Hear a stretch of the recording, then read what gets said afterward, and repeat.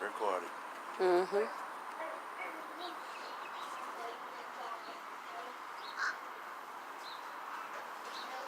Attention Grassy Waters Preserve. Can you please tell us what kind of bird this is? This is our first time ever seeing it. Web feet. Long legs to go in the water. All white except for the front of the bottom on the wings. The beak looks like wood.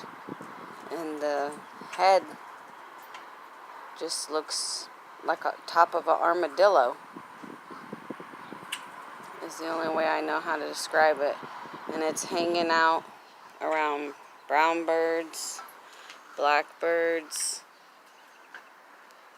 ducks, and around some water.